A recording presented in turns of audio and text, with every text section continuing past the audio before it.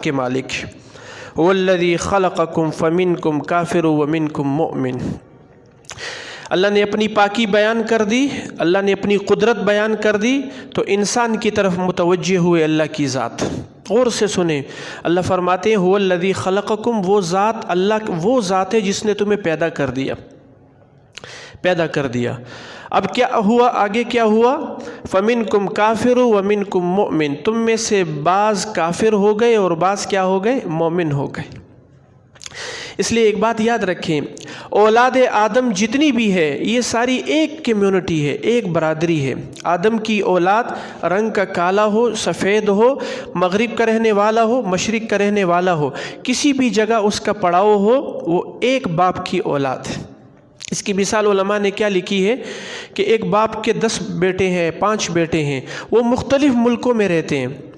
آپ مثال کوئی جو ہے وہ یورپ میں رہتا ہے تو وہ انگریزی بولے گا، وہاں کے کلچر کے ساتھ جو ہے وہ زندگی گزارے گا۔ کوئی ہندوستان میں رہتا ہے تو وہ اپنی زبان، کوئی ایران میں رہتا ہے وہ فارسی بولے گا۔ تو آپ مجھے یہ بات بتائیں، ان کے رنگ و نسل کے بدلنے سے، زبان کے بدلنے سے باپ بدل جائے گا؟ کبھی بھی نہیں بدلتا، باپ ایک ہی ہے حضرات محترم۔ اسی طرح روئے زمین پر جتنے بھی انسان ہیں وہ ایک باپ کی اولاد ہے، اور وہ ہے حضرت آدم علیہ السلام۔ اس لیے حضرات محترم، انسان کا جو بچہ پیدا ہوتا ہے یہ کس چیز پر پیدا ہوتا ہے؟ رسول اللہ صلی اللہ علیہ وسلم نے ارشاد فرمایا کل مولود یولد علی الفطرہ، کہ ہر پیدا ہونے والا بچہ کس چیز پر پیدا ہوتا ہے؟ فطرت اسلام پر پیدا ہوتا ہے، ایک فطرت لے کر آتا ہے۔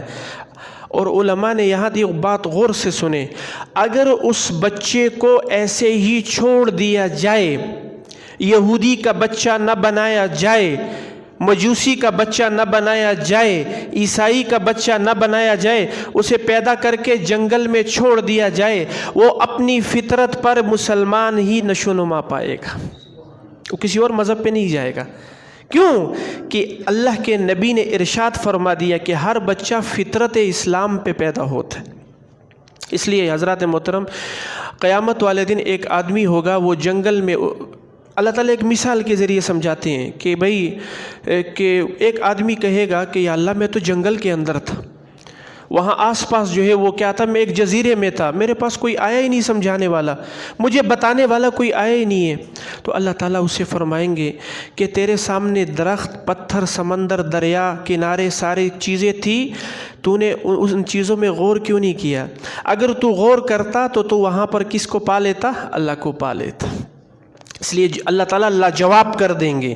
حضرات محترم، ہدایت کے لیے تو آسمان ہی کافی ہے، ہدایت کے لیے تو زمین ہی کافی ہے، ہدایت کے لیے تو میٹھا پانی کا ایک گھونٹ بھی کیا ہے؟ کافی ہے، ہدایت کے لیے تو ایک بول ہی کافی ہے۔ اس لیے اللہ تعالیٰ نے ارشاد فرمایا کہ بعد میں تم کیا ہو گئے؟ کوئی کافر ہو گیا، آگے ارشاد فرمایا رسول اللہ صلی اللہ علیہ وسلم نے فَأَبَوَاهُ يُحَوِّدَانِهِ أَوْ يُنَصِّرَانِهِ أَوْ يُمَجِّسَانِهِ، ماں باپ اسے کیا کر دیتے؟ یہودی، عیسائی اور مجوسی بنا دیتے۔ بیٹا ایک فطرت لے کر آتا ہے، وہ اسلام کی فطرت ہے، اور اسی پر کیا ہوتا ہے؟